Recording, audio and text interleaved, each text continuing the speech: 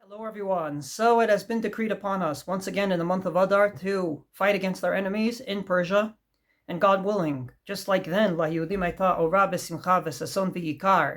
we read in the Megilla, and as we say every Motzei Shabbos, Kain Tihiyeh Lanu, God willing, we will have light, we will have happiness, we will annihilate the enemies of the Jewish people, and we will all stay safe. First and foremost, we send our best wishes and our utmost davening to all the soldiers out there fighting on behalf of the Jewish people.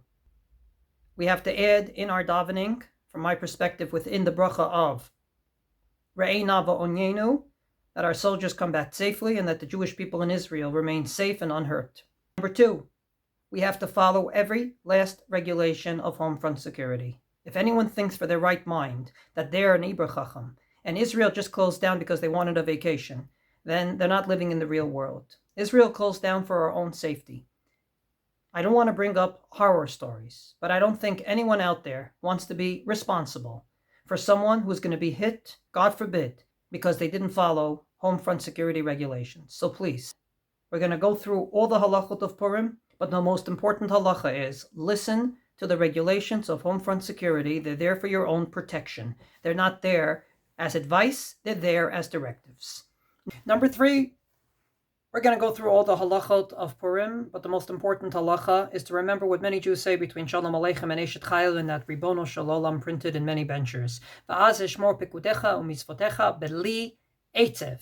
I will fulfill your mitzvot without. Rabbi Rav Amital explained it doesn't mean sandis, but rather atzabim, high nerves, or in Yiddish nerven. High nerves are not healthy and definitely not in this situation. So we should do everything that God commanded us and everything the sages commanded us, and we'll do so properly, but without high nerves. There's a halachot of Purim and Tanit Esther and Zecher the Machatzit Shekel and whatnot. They are all possible under these circumstances, and we'll go through them very quickly. So let's begin with this past Shabbos. Many of you, rightfully so, did not hear Parshat Zachor. How do you make it up? What Avram says is when you hear the Torah reading on Purim Day, which talks about the actual war against Amalek in Parshat Beshalach. That's closer to Amalek, because it actually says the name Amalek. However, the Mishnah Berurah says that that's not a good idea either, simply because it doesn't say there that you have to remember Amalek and you have to wipe it out, and therefore maybe it's not a good kiyum of that mitzvah. Not to mention the fact that if things don't change, we are not going to be laning on the day of Purim, because we will not be able to get to a minyan in order to keep all the regulations of home front security. The best idea is to put into your Google calendars or whatever you need a reminder on Friday, August 21st, 2026, Erev Shabbos Parshat Ki Teitzei, that this Shabbos they're reading Ki Teitzei, the maftir happens to be Parshat Zachor. Have kavana to fulfill the mitzvah of Zachor. Then I will put out a reminder then as well, because I put it into my Google calendar, and you should do as well. Number two, you are, Be'ezrat Hashem, going to be davening at home until the regulations change. There is absolutely no heter, not on the books, not off the books, to be an Ibra Chacham and to go to minyan under these circumstances. Your job is to daven at home and to daven properly for everything we have to daven for under this situation. Well, if there is a siren in the middle of davening, very simply, don't talk, go to your secure room, and continue to daven from where you stopped. Walking is not a hefsek. However, if you find it necessary to wake up your entire family and to talk, then it depends where you are in the Amidah. If you're in the first three brachot and you talked, then you have to start from the beginning of the Amidah. If you're in one of the middle 13 brachot of Bakasha, from Atachonein La'adam Da'at through Shomea Tefillah, then you just have to make up that bracha that you talked in the middle of and continue. If you're in the last three brachot, from Ritzei till HaMevarechet Amo Yisrael B'Shalom, and you spoke, then you go back to Ritzei. Thank God an arch enemy of the Jewish people was killed. And the question is, do we say Tachanun? I believe that the answer is yes. The reason I say that is that the Torah brings the opinion of Rav Amram Gaon that even on Purim you have to say Tachanun, because it happened once and it can happen again. From this perspective, we have to be very weary at this moment. On the one hand, be happy that we have security forces that can initiate an attack against a threat against the Jewish people, and at the same time, daven to God that no one be hurt. And therefore, Tachanun is very much in place until Purim, which leads me to the next item of Ta'anit Esther. The Shulchan Aruch paskins that we fast the day before Purim, and the Mishnah Berurah says words that couldn't have been more relevant than this year. He says, on the 13th of Adar, as we read in the Megillah, they went and they fought against the enemies of the Jewish people in Persia. And they had to ask for mercy from God in order to take revenge from their enemies. And we know, when people went out to war, the Jewish people fasted. And the Mishnah Berurah says that Moshe Rabbeinu fasted that day when they fought against Amalek. He put his hands up with Aaron Zachor holding him up, and he fasted. And therefore, there's nothing more appropriate than to fast on behalf of all the soldiers fighting right now to do exactly what they did then on the 13th of Adar.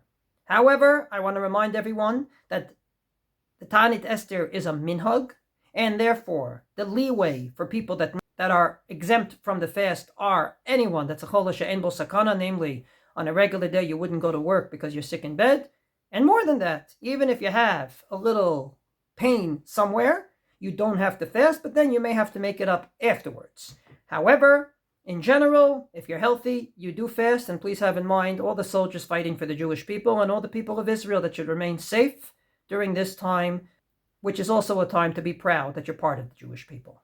Regarding slichos, the Shulchan Aruch paskins that you do not say Yud Gimel Midot without a minyan, so you should skip that part, or you could say it with the trup, but if you do that, then you must say the entire pasuk, including Poked Avon Avot Al Banim Val Banim Banim Al Shelishim Val Ribeim.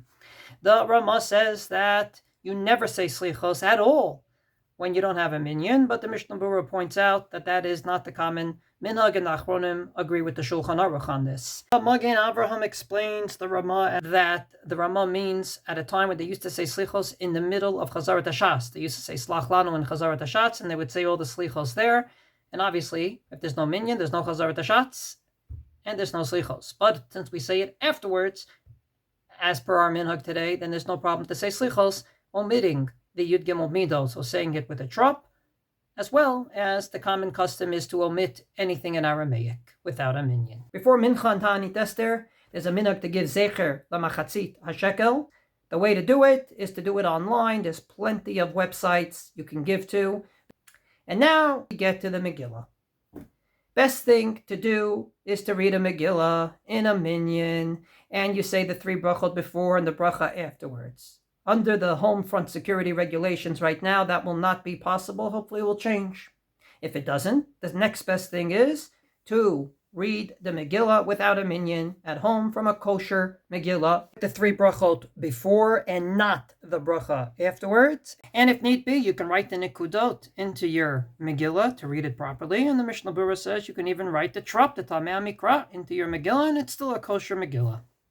Doubt anyone will be able to do that within the short time before Purim. Next best thing is to listen to a recording pasuk by pasuk in your MP3 player and then read it in a kosher Megillah. Yes, it takes long, but that is a much better option than the next option I'm about to present. If any of those options don't work, then the option of Zoom is possible. There's a machlokas aposkim if you can fulfill the mitzvah of Megillah with a microphone, with the telephone, and from our perspective with Zoom. Many poskim like Rav Shlomo Zalman Auerbach, Rav Ovadia Yosef said, no, because your voice disappears and reappears through technology.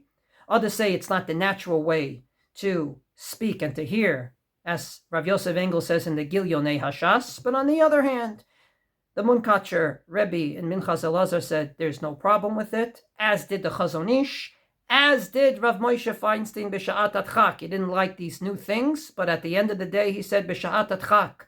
If a woman, for example, is in the hospital and needs to stay here Abdullah, she can do it by the telephone. And he says the same thing regarding Megillah b'Sha'at Atchak. We paskin lahalacha. As Rav Shechter said during COVID, and I quote from his Psak Halacha, that the Gemara in Nida says, "Kedaihu Rav Poni lismoch alav b'sha'at atchak u'bi'aru rov ha'achronim sheklal ze lo ne'emar ela b'dinim derabanan." In a derabanan, and definitely Purim is a derabanan, Could be Megillah's Divrei Kabbalah, which is a little beyond the Rabbanan, but from our perspective, the Rabbanan, we can definitely say that Sha'at Adchak yesh la'akel v'lomar sha'af shitat hayachid gamkin chashuv kesafek lomar bat esfeka Rabbanan lekula. And therefore he said that if there's no brera, you can't read the Megillah yourself, then you can hear it via Zoom, namely live, not from a recording, but live. So once again, the pecking order is as follows. If possible, we'll have a Megillah reading in a minyan, and the regulations will change for the better. If they don't, next best thing is to read the Megillah yourself, if you can, from a kosher Megillah. If you can't, then take a kosher Megillah, listen to a recording, pasuk by pasuk, and read it. If that's not possible, then our shul will have a Zoom Megillah reading for those that need it, and you are Yotze Yedei Chova according to many, many poskim.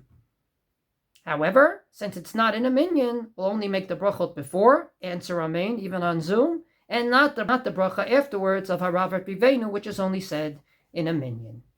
Hefsek during Megillah reading, if there is a siren during Megillah reading. So first of all, I would advise that when Megillah reading comes, we'll be in our safe rooms, because if there is a siren, we'll be in the right place. If that's not possible or not feasible, then this is what we are going to do. First of all, on our Zoom Megillah reading, if necessary, we will pause until our most eldest member gets to the secure room, and I get the thumbs up to hear he got there and she got there. Number 2, the Shulchan Aruch paskins that Kara'ah the Serugin regarding Megillah, namely, Shepasak ba v'sha'ah v'achak hachazar lamakom shepasak. You read, you stopped, and then you went back to the place that you stopped. You don't have to repeat. Rather, you just continue. So if in the middle of Megillah reading there's a siren, then quietly go to your secure room, open up the Megillahs to the place we stopped, and we will resume Megillah reading. Best is not to talk, because the Mishnah Berurah says that if you stop because of an onus that didn't allow you to read, then maybe you do have to go back and read from the beginning.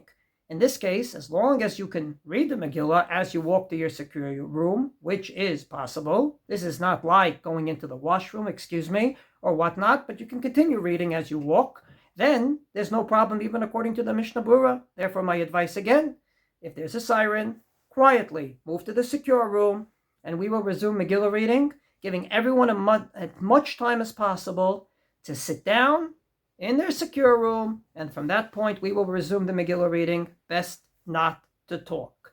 Regarding the other mitzvot of Purim, Matanot LeEvyonim, give online, make sure you give it and to a place that gives it out on the Purim of Efrat, namely Yud Dalet Adar. Next, Mishloach Manot.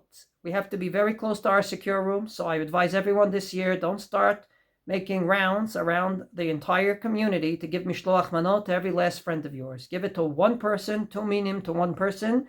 Best to have in there something for the Seudah, and within your building, close enough to your secure room, within the amount of time that we can get there. And God willing, after Purim, when things are better, we'll give out all the Mishloach Manots to all our friends, and I'm sure they'll understand until then. Seudah, obviously, you can make a Seudah at home as usual, and I'm going to give just 2 differences for this year. Number 1, most of the years we're very busy during Purim, and therefore the Seudah sometimes is delayed to the end of the day of Purim. This year, if you can make the Seudah earlier, there's no problem. Quite the contrary, it's probably better. It's probably better to have the whole Seudah before Shkia of Purim.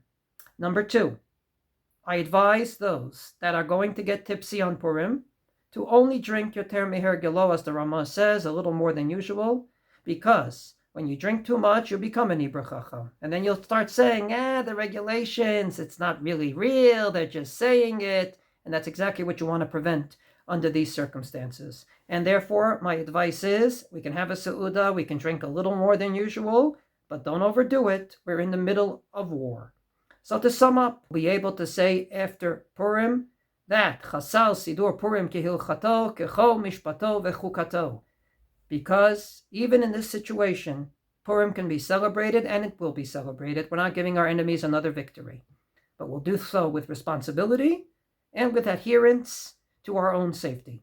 Be'ezrat Hashem, we should be zoche to make the bracha, harav et rivenu, v'hadan et inenu, v'hanokem et nikmatenu, v'hamishalem gemul l'chol oivei nafshenu. And I don't think I have to translate those beautiful words that we say when we read the Megillah in a minyan.